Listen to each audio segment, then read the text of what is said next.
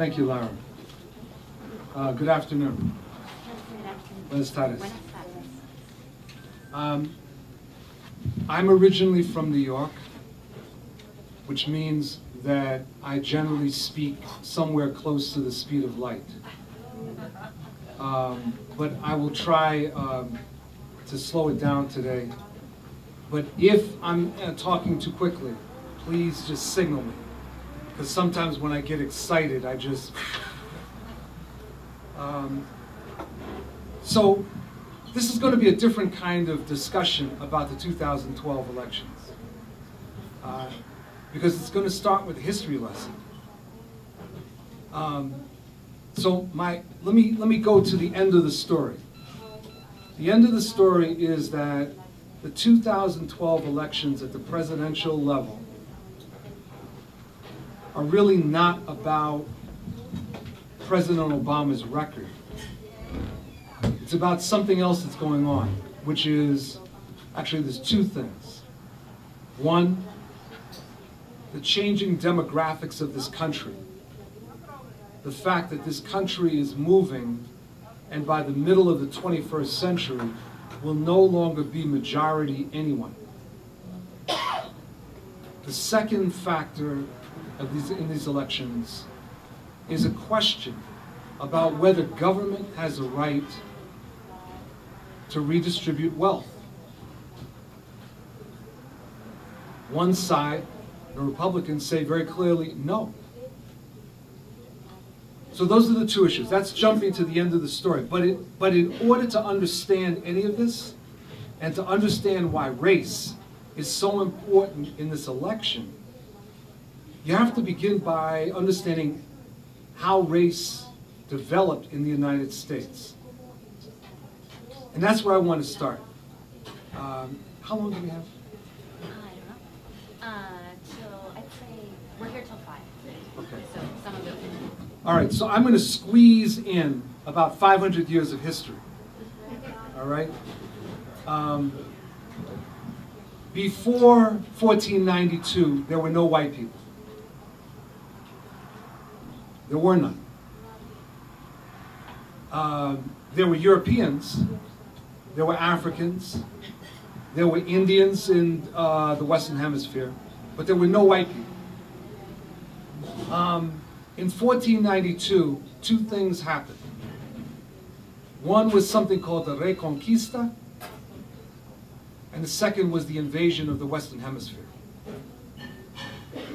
And when both of those things happened, and then following that in the 1500s, believe it or not, the invasion of Ireland, you started to see the development of what we now call race. So, race had nothing to do with biology.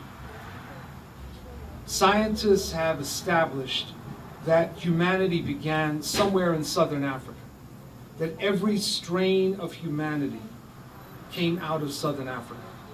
So in that sense, there's only one race on this planet. But when the Reconquista happened and when the invasion of the Western Hemisphere started, the Europeans that were carrying this out began a process where, in order to make sure that the people at the bottom were fighting one another, they created this notion of race. And when European settlers came to the United States, and I'm only going to focus on the United States right now, although if we want to talk about Latin America, we can do that during the discussion. When the settlers came to what became the United States, at first, there were Europeans who were, in many cases, forced to come here. And then there were Africans that were forced to come here. There were no Africans that volunteered. They didn't go down to the Atlantic and say, can I get a ticket? They were captured and brought over. There were Indians that were living there.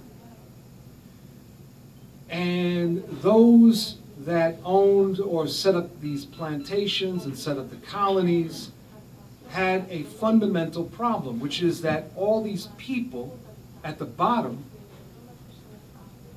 were poor, didn't like their conditions, and they were revolting all the time. In the 1600s, there were these constant revolts against the rich people. By the end of the 1600s, those revolts had largely stopped, except for slave uprisings.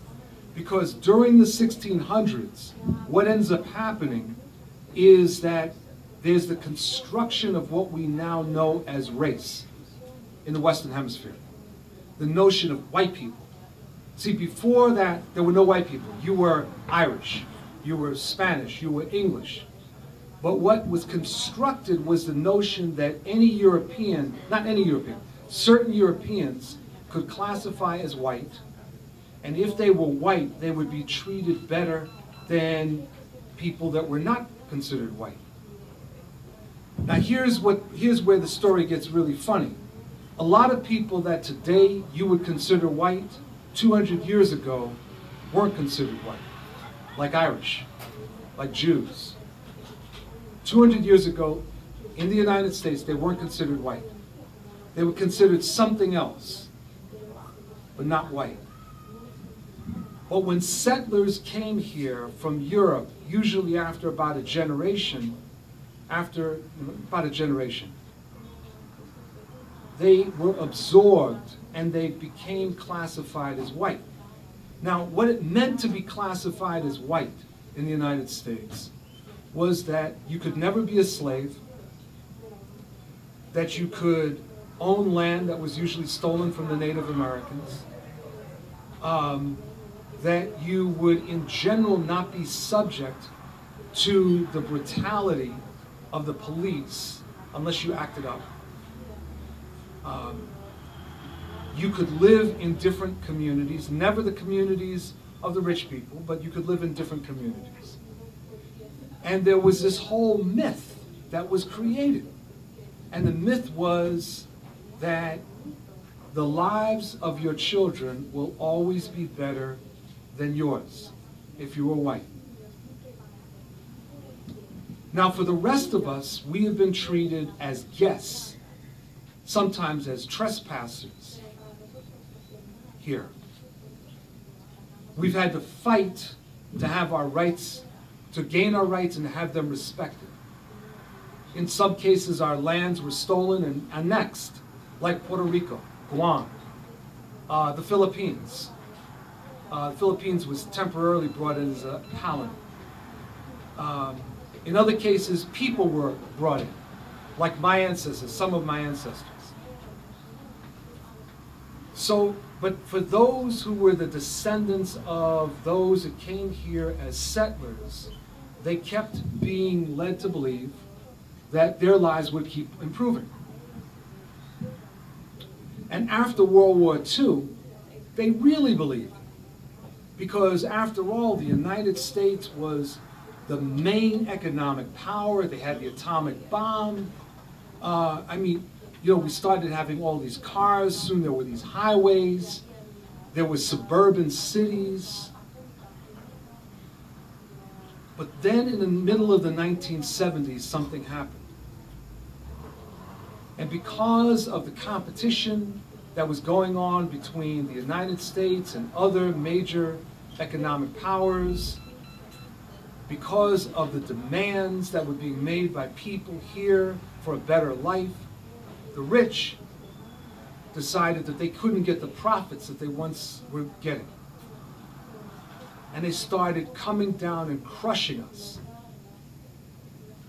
From the mid-1970s to today, the standard of living of the average person in this country has been declining. It's either flat or declining.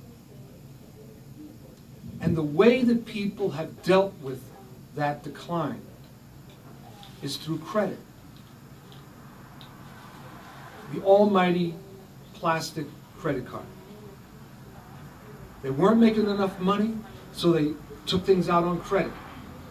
At first it was like, televisions and things like that. But then it started being food and basic necessities.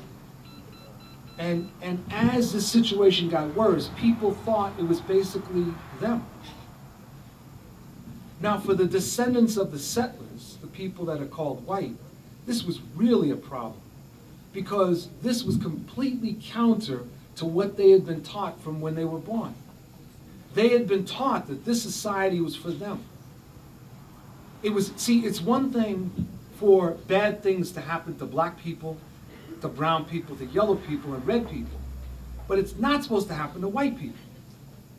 And as things were getting worse and worse for a large number of white people, a lot of these white folks started getting angry.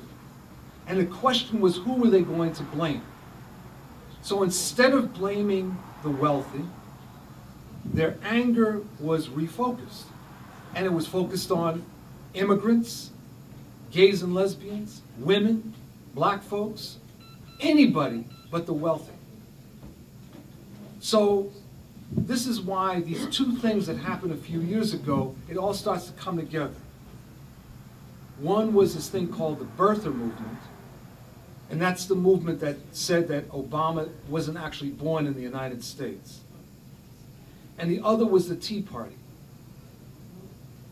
Now let me just say something about the birther movement. How many of you are familiar with the birther movement? Okay, so the birther movement, excuse me a second.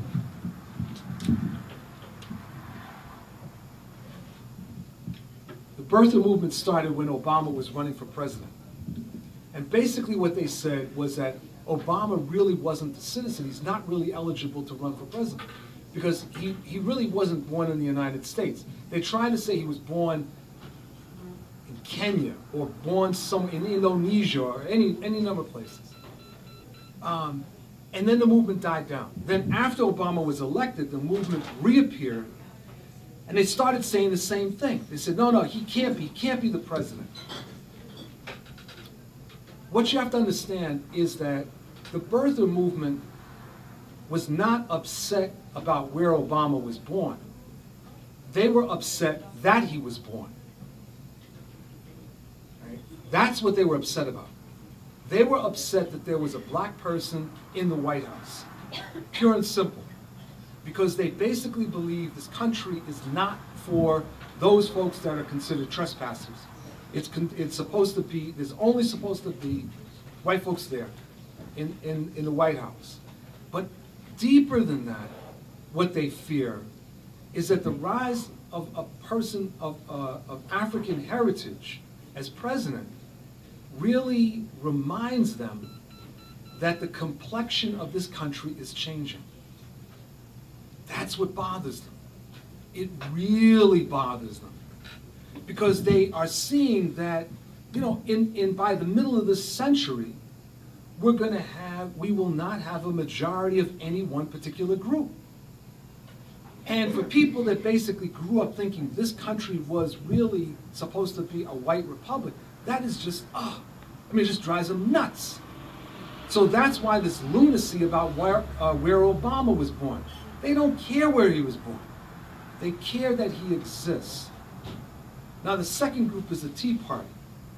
And what's interesting about the Tea Party is this. I don't know whether you remember back in 2009, during the healthcare debates, there was this sign.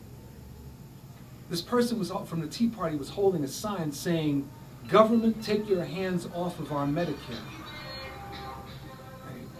Now, at the time, many of us said, boy, these people are idiots. I mean, Medicare is a government program.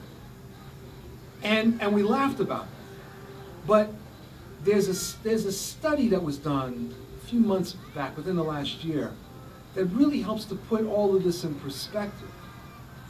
See, what that sign really was about is that the Tea Party, that whole movement, believes that they are the deserving part of the population.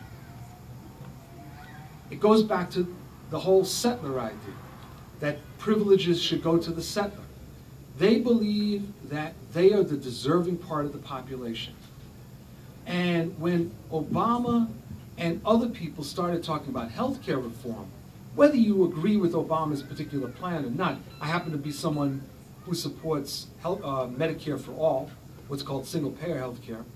But whether you agree with him or not, what his plan was talking about was making health care available for everybody. But for the Tea Party, that was not acceptable. They did not want that because they view people of color, they view young people as undeserving.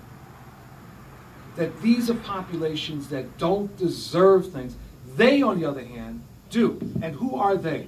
They tend to be white, middle to upper income people, 45 years or older. So we're not talking about poor white people. We're not talking about young white people. We're actually not talking about white people that have a whole lot to worry about. But we're talking about some folks that are really petrified about the future. So what's happening in this election is that this election ends up being framed by the Republicans as one more chance to reclaim this country for whites. But not all whites. Not for young white folks, not for white working people. It becomes one more opportunity to remove from government even the chance of redistributing wealth. So that, in other words, as far as the Republicans are concerned, the people in the 1% not only deserve the money they have, they should keep it and they should get more.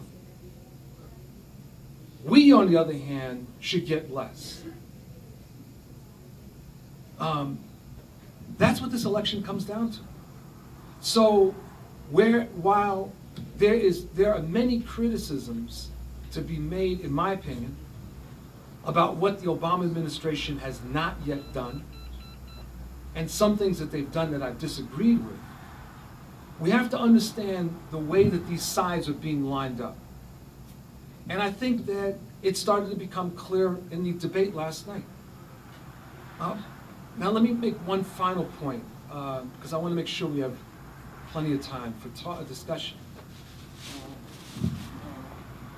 The people that supported Obama in 2008, by and large, made a very, very big mistake. And the mistake was that we thought we had elected a messiah or a magician to be president of the United States.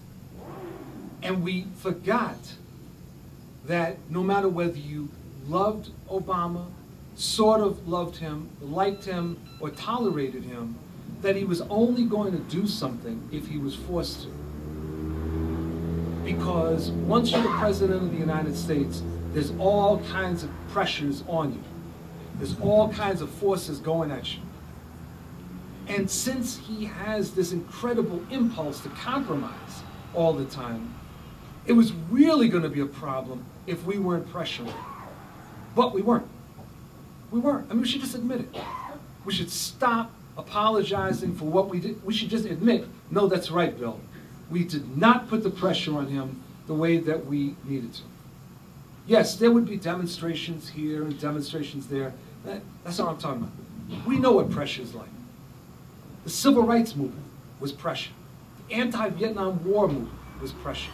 The movement against interventions in Central America, that was pressure. Holding a press conference, putting up something on Facebook, sending out an email, that's not pressure. So we basically allowed a situation to unfold where the pressure that actually did fall on Obama came from people that we don't like, from the right wing, from the Tea Party, from corporate America. And there's a saying, fool me once, shame on you, fool me twice, shame on me. The thing that we face right now is this. If he is reelected, and I think that there's actually a very good chance that he'll be reelected, the problem then is that, or the problem is that if we sit back and basically say, well, you know, we did our job, we voted, that's great, now we got to let him do his job, we will find ourselves in 4 years looking at the same scenario. That what we will have to do is put an immense amount of pressure on the administration.